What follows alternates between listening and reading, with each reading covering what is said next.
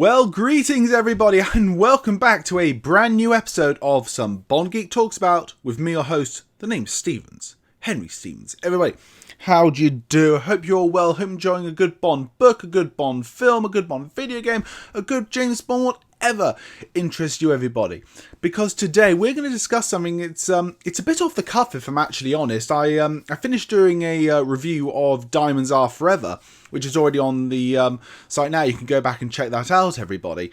But it made me think about, essentially, on some other channels that I do, like as well as the Some Bond Geek Talks About, there is the Some Geek Talks About, some TARDIS Geek Talks About, and some Disney Geek Talks About.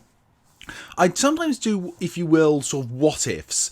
They are like, because for those of you who don't know, I'm a filmmaker, and I love coming up with ideas how I would adapt this, how I would do this. If I was going to remake this, how would I do it? Which is, you see where I'm coming from now and into this topic.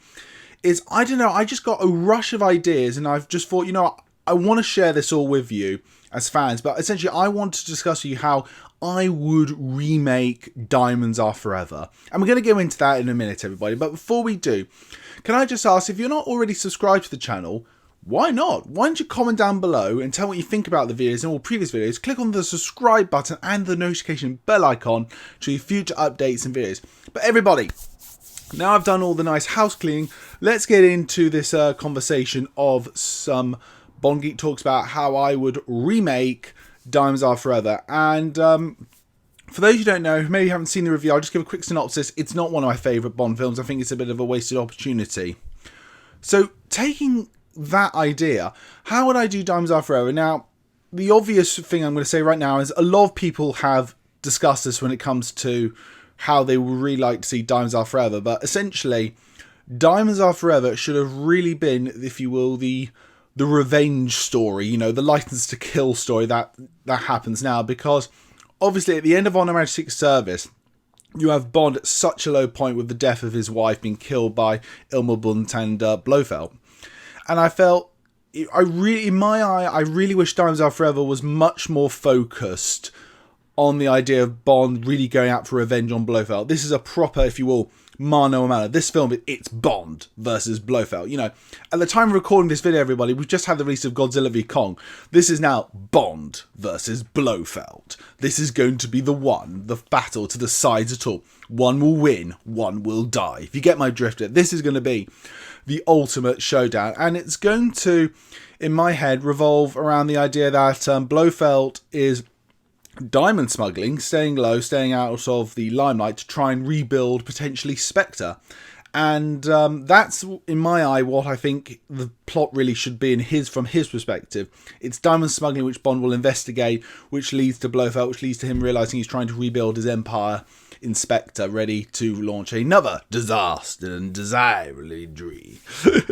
But that's really just a general consensus of the idea what I have. I also wanted to, in this story, sort of add elements from You Only Live Twice and The Man with the Golden Gun, because obviously You Only Live Twice, the book, does carry on after On Her Majesty's Service, and you have Bond really just needing to prove to the government that, I'm sorry, mate, I know you've gone through hell, but you're going to still be useful to us, otherwise we're going to let you go. I think a bit of element of that needs to come in. And a bit like in Man with the Golden Gun, in the novel, he gets his number stripped away and he gets the one of 777. You know, this guy's just completely wild. We don't know what the fuck is going to happen to him. Forgive the language. I think a bit of elements of that would have been really, really good. And at the end of the film, obviously, Bond finally killing Blofeld, getting revenge, having a whole story about, you know, the rights and wrongs of revenge. Who's it really for? Is it for the death of the loved one, or is it for those who are still alive? And just coming to terms with it and just putting the death and that part of his life to rest. You know, essentially, you can see at the end of the film, Bond visiting Tracy's grave and just saying, you know, just basically saying final goodbye. I think that would have been such a much better idea for the film. Acting wise, I have to say, I know it's easy to say, like, you know, it would have been great with Sean Connery in, but I wish, this is where so many people agree, I just wish that at least George Lazenby did one more Bond film. You know, just after what we saw on Majesty, having him still on doing this revenge story would have made it so much more pungent. You know, I still keep the cast of Mr. Winter, Mr. Kidd.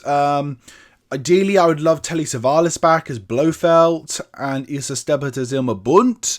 Maybe as well, that would have been great. Maybe putting in the Garden of Death from You Only Live Twice as a bit of a thing to go through. But this really would have been a story about Bond completely at rock bottom, just not the Bond we know. This Bond is, long hair and beard and just a complete waste, such, more drinking than ever, and just really rebuilding himself and having the opportunity to get revenge. And I think that, the more I think about this, I think this would have been a really interesting film. And obviously, with it being Diamonds Are Forever, as I mentioned earlier, you can have it that, M basically says to Bond, well, you got to prove you're Lucifer. Look, this is something easy, bog standard, something to get your mind off it, like he does in the book You Only Live Twice. It's a diamond smuggling problem. We're spending you on this. It's going to be nice and easy. You just got to do this, follow this. It's going to not be that much of an issue. But it expands into something much more dangerous. Similar in the sense in You Only Live Twice, where I said how Bond was given a simple, easy mission just to do something, and it escalated into something far much bigger. But everybody, essentially, that is my idea of how I think Diamonds Are Forever should have been done. I say, this is not a very long video. This is completely off the cuff, essentially. But I want to know, everybody, what are your thoughts on this idea for Diamonds Are Forever? Do you think my version would have been better? Do you think the film actually we got was the right idea? I really want to know, everybody. Comment down below. Tell me what you think. Again, just to finalise it again. A proper sort of revenge direct sequel to On Her Majesty's Secret Service. Marketed as the epic showdown Bond versus Blofeld. One will win, one will die. Taking inspiration from You Only Live Twice, the Man with the Golden Gun novels. And Blofeld essentially using diamonds as a plot and a device to rebuild Spectre. Anyhow, everybody, as I said, let me know. Comment down your thoughts, everybody, about this. As always, my name's Henry Stephens, and this has been Some Bond Geek Talks About. Goodbye.